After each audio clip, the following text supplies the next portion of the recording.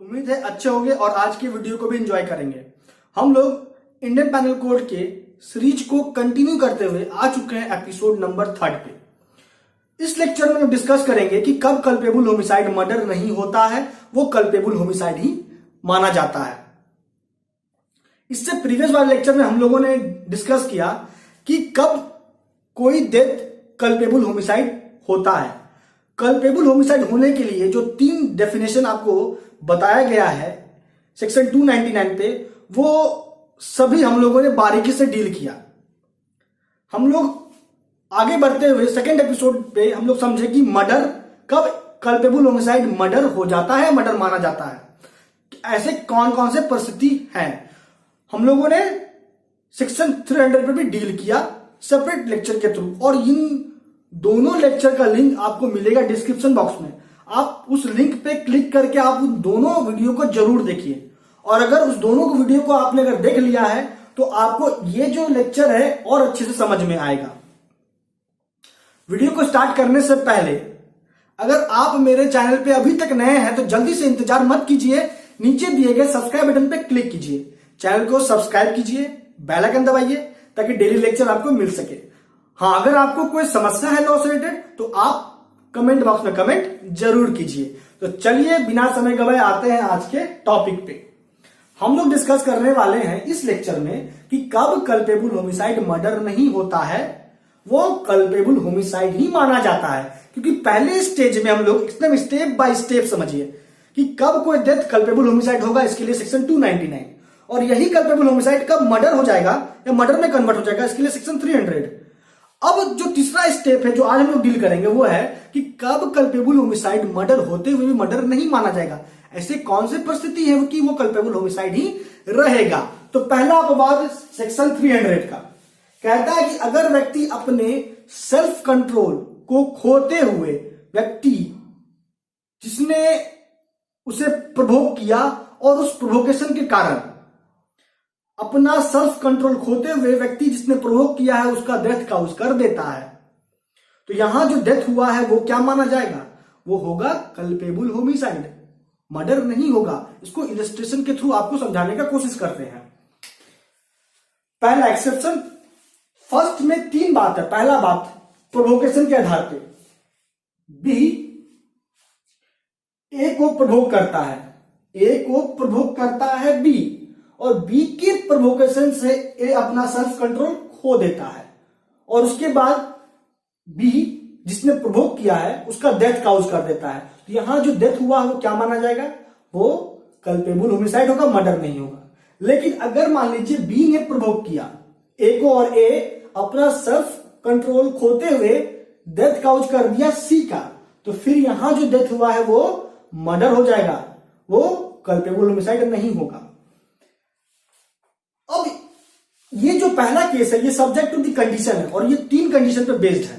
वो क्या है, पहला कि यहां पे ए जो अपना सेल्फ कंट्रोल खो रहा है बी के प्रोवोकेशन से, तो पहला एक्ट हो रहा है बी की तरफ से, लेकिन जो कंडीशन है वो यह कहता है कि ए ऐसा कुछ नहीं करे जिसके कारण बी को उस एक्ट का जवाब देना पड़े, और तब बी कुछ करता है ए के कुछ करने से। मान लीजिए ए ने कोई एक्ट किया, ए ने एक्ट किया और इस एक्ट का जवाब बी देता है अपने द्वारा किए गए कार्य से, और उसके बाद ए प्रभोग हो जाता है और तब बी का डेथ कर देता है। तो फिर यहां पे ये जो डेथ हुआ है वो कल्पेबल होमिसाइड नहीं होगा, वो मर्डर होगा। और आगे बढ़ते हैं तो समझिए बात को कि अगर मान लीजिए ए बी का नाक पकड़ता है, ए बी का नाक पकड़ता है, उसके बाद पहला एक्ट देखिए, बार बार कह रहे हैं कि पहला एक्ट हो रहा है ए की तरफ से, ए बी का नाक पकड़ता है और इसके कारण बी उसके हाथ को, ए के हाथ को अपने नाक से हटाता है। तो जोर से जब हटाता है बी ए के हाथ को, तो उससे ए प्रभुख हो जाता है। बी के द्वारा हाथ हटाने से ए प्रभुख हो जा रहा है, और तब बी का डेथ कर देता है, तो यहां पे इस परिस्थिति में क्या हो जाएगा, डेथ जो हुआ है वो मर्डर हो जाएगा, क्योंकि पहला एक्ट हुआ था ए की तरफ से। समझ में आया पहला कंडीशन। दूसरा कंडीशन कहता है कि अगर मान लीजिए बी अपने प्राइवेट डिफेंस का, चाहे वो बॉडी का हो या प्रॉपर्टी का हो, अपने प्राइवेट डिफेंस का यूज करता है ए के अगेंस्ट, और इसके कारण ए खुद को समझता है कि वो प्रोवोक हो गया है और अपना सेल्फ डिफेंस, सेल्फ कंट्रोल खो देता है। मतलब एक बी अपना right of private defence exercise कर रहा है, और उसके कारण ए प्रोवोक होके अपना सेल्फ कंट्रोल खो देता है और तब बी का डेथ कर देता है। तो फिर यहां पे वो डेथ क्या माना जाएगा, वो मर्डर हो जाएगा, वो कल्पेबल होमिसाइड नहीं रहेगा। तीसरा कि अगर मान लीजिए बी कुछ ऐसा करता है जो अकॉर्डिंग टू लॉ है, या लॉ के निर्देशानुसार वो कुछ ऐसा कर रहा है, कुछ भी हो, या वो पब्लिक सर्वेंट है बी और अपने ऑफिशियल ड्यूटी में कुछ ऐसा करता है जिससे कि ए प्रोवोक हो जाता है और अपना सेल्फ डिफेंस खो देता है और बी का डेथ कर देता है, तो फिर यहां जो डेथ हुआ वो क्या माना जाएगा, वो मर्डर होगा, कल्पेबल होमिसाइड नहीं होगा। अब देखिए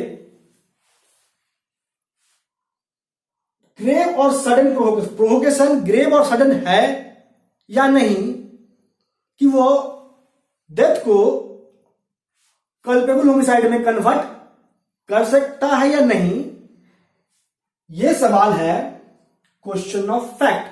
इसको एविडेंस के द्वारा प्रूव किया जा सकता है, यही कहता है एक्सेप्शन, माफ कीजिए explanation first of exception first, section 300। अब जो दूसरा परिस्थिति है एक्सेप्शन फर्स्ट का, वो है कि अगर मान लीजिए डेथ हुआ है अंडर मिस्टेक या बाय वे ऑफ एक्सीडेंट, अगर डेथ हुआ है तो वो डेथ क्या माना जाएगा, करने वाला व्यक्ति लायबल है for culpable homicide, not for murder. अगर डेथ मिस्टेकनली हुआ है या फिर एक्सीडेंट के दरमियान हुआ है तो वो डेथ होगा कल्पेबल होमिसाइड, मर्डर नहीं होगा।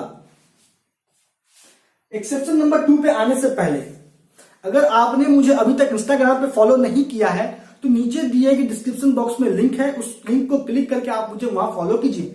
अगर आप मुझे फेसबुक पेज पे फॉलो करना चाहते हैं तो Facebook page law is life का भी लिंक डिस्क्रिप्शन बॉक्स में है, उस लिंक पे क्लिक करके आप मुझे फेसबुक पेज पे भी मिल सकते हैं और अपना जो भी पर्सनल क्वेरी है वो पूछ सकते हैं। अगर आप मुझे व्हाट्सएप ग्रुप से, मेरे व्हाट्सएप ग्रुप से अगर आप जुड़ना चाहते हैं तो व्हाट्सएप ग्रुप का भी लिंक आपको डिस्क्रिप्शन बॉक्स में मिल जाएगा। आप वहां पे उस लिंक पे क्लिक करके आप जुडिशियल व्हाट्सएप ग्रुप से भी जुड़ सकते हैं लीगली अपडेट रहने के लिए। आते हैं पॉइंट पे, एक्सेप्शन नंबर 2। एक्सेप्शन नंबर 2 कहता है कि व्यक्ति अपने प्राइवेट डिफेंस का इस्तेमाल करते हुए अपने प्राइवेट डिफेंस के राइट को एक्सीड कर जाए, मतलब कि प्राइवेट डिफेंस उसको मिला लेकिन उसका तो एक्सटेंट होता है,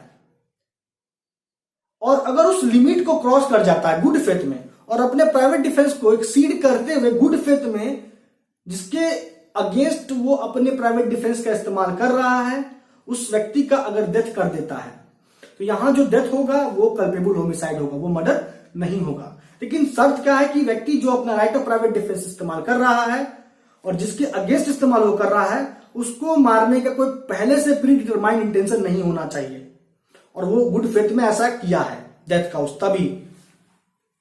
ये हो गया एक्सेप्शन नंबर 2। अब आते हैं एक्सेप्शन नंबर 3। एक्सेप्शन नंबर 3 कहता है कि अगर मान लीजिए public servant in obedience to law कुछ करता है, लॉ के निर्देशानुसार कुछ कार्य किया और लॉ जहां तक उसको उस कार्य को करने की अनुमति देती थी उसको वो एक्सीड किया और वो गुड फेथ में एक्सीड किया है, तो जिस व्यक्ति के खिलाफ कार्य हुआ है उस कार्य से उस व्यक्ति की डेथ हुई है और डेथ पब्लिक सर्वेंट के द्वारा हुई, गुड फेथ में हुई, तो वो डेथ क्या माना जाएगा, वो कल्पेबल होमिसाइड होगा। कंडीशन वही है कि पहले से पब्लिक सर्वेंट का कोई इरादा नहीं होना चाहिए, प्री डिटरमाइंड इंटेंशन नहीं होना चाहिए व्यक्ति का डेथ काउज करने का।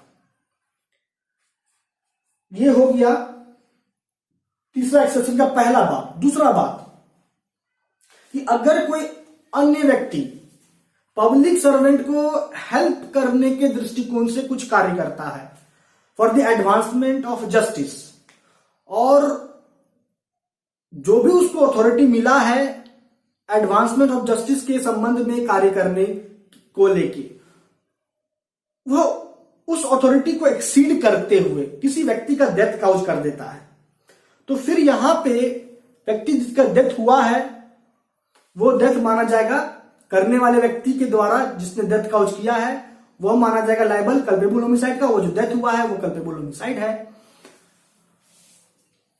सेम कंडीशन अप्लाई होगा कि व्यक्ति का पहले से कोई प्री डिटरमाइंड इंटेंशन नहीं होना चाहिए, कोई इल विल नहीं होना चाहिए, व्यक्ति जिसका डेथ हुआ है और वो ऐसा गुड फेथ में किया है। इसी में कुछ और देखिए तो कहता है कि अगर कोई पब्लिक सर्वेंट अपने ऑफिशियल ड्यूटी में इन discharge of his official duty good faith में एक्सरसाइज कर देता है अपने पावर को और डेथ हो जाता है without any predetermined intention, और ना ही कोई इल विल है against the person whose death is caused, तो डेथ जो हुआ है वो क्या माना जाएगा? वो माना जाएगा कल्पेबल होमिसाइड। अब आते हैं एक्सेप्शन नंबर 4 पे। एक्सेप्शन नंबर 4 कहता है कि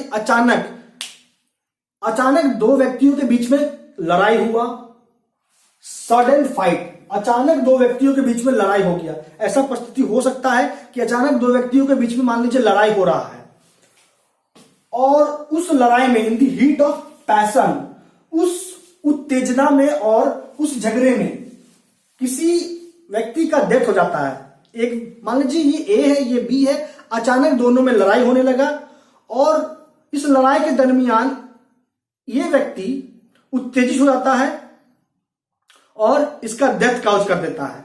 उस लड़ाई से ये उत्तेजित होकर इसका डेथ काउज कर दे रहा है।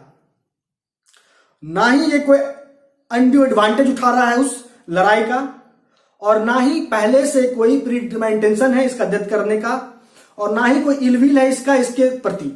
और इस परिस्थिति में अगर डेथ हुआ है इसके द्वारा इसका, तो ये डेथ माना जाएगा कल्पेबल होमिसाइड, ये डेथ मर्डर नहीं होगा। इस बात से इस केस में एक्सेप्शन नंबर 4 में कोई फर्क नहीं पड़ता है कि किस व्यक्ति ने पहले किसको प्रोवोक किया, इस बात से कोई लेना देना नहीं है एक्सेप्शन नंबर 4 में। आगे बढ़ते हैं, आते हैं लास्ट अपवाद पे। बहुत इंपॉर्टेंट है, बड़े ध्यान से देखिए, बेरट रख ही लीजिए अपने पास, टेक्स्ट बुक है तो और अच्छी बात है। 5वां नंबर जो अपवाद है एक्सेप्शन, वो कहता है कि अगर मान लीजिए कोई व्यक्ति है जिसका आयु 18 वर्ष से अधिक का है, व्यक्ति जिसका आयु 18 वर्ष से अधिक का है, दैट मीन्स की व्यक्ति मेजर है, और अगर वो अपने कंसेंट से खुद के डेथ का रिस्क लेता है या अपने डेथ का खुद से कंसेंट देता है, तो यहां पे अगर उसने डेथ किया, खुद का अगर जान लिया किसी दूसरे के कहने पे, तो जिसके कहने पे वो अपना खुद का जान दे रहा है खुद के सहमति से, अगर उसका एज 18 से अधिक है, तो जो डेथ हुआ है वो होगा कल्पेबल होमिसाइड, और जो व्यक्ति उकसा रहा है, इंस्टिगेट कर रहा है, वो व्यक्ति लायबल होगा फॉर कल्पेबल होमिसाइड। इसको एग्जांपल से, इलस्ट्रेशन से समझिए। ए है, ए इंस्टिगेट करता है, उकसाता है बी को कि तुम सुसाइड कर लो। बी का एज है 18 वर्ष से अधिक का, और वो ए के उकसाने पे चला जाता है सुसाइड करने के लिए, और सुसाइड कर भी लेता है अपने सहमति से। तो यहां जो डेथ हुआ है बी का, क्या माना जाएगा? वो डेथ मर्डर नहीं, क्या माना जाएगा? कल्पेबल होमिसाइड, और ये लायबल होगा ए और कल्पेबल होमिसाइड। अगर दूसरा सिचुएशन ये रहता कि अगर ए का एज 18 से कम का है, तो अगर ए का एज 18 से कम का है और तब माफ कीजिए बी का एज 18 से कम का है, और इस परिस्थिति में ए बी को उकसाता है तुम मर जाओ, तुम सुसाइड कर लो, और बी अपने स्वेच्छा से ए का बात मान लेता है और खुद को मौत के हवाले कर देता है, सुसाइड कर लेता है, तो फिर यहां जो डेथ हुआ है वो होगा मर्डर, और ए तब लायबल हो जाएगा मर्डर का। तो 18 वर्ष से कम है तो मर्डर, 18 वर्ष से अधिक है तो फिर कल्पेबल होमिसाइड। ये ध्यान देना है आपको दोस्तों। अब आ चुका है लेक्चर को कंक्लूड करने का टाइम। इस लेक्चर में हम लोगों ने मर्डर के पांचों अपवाद को समझा। हम लोग यह समझे, आपको कैसे समझना है बात को, यह समझिए कि आपको इस तरीके से पढ़ना है कि कब एक डेथ कल्पेबल होमिसाइड होगा और वही कल्पेबल होमिसाइड कब मर्डर हो जाएगा और कब ऐसे परिस्थिति में कल्पेबल होमिसाइड मर्डर होते हुए भी मर्डर नहीं होगा, वो कल्पेबल होमिसाइड ही रहेगा। और ये परिस्थिति है टोटल 5, और ये सभी पांचों अपवाद पे, पांचों परिस्थिति पे हम लोगों ने अच्छे से बारीकी से डील किया। तो दोस्तों आज इस लेक्चर में इतना ही। आपका अब तक हमारे साथ बने रहने के लिए बहुत बहुत धन्यवाद।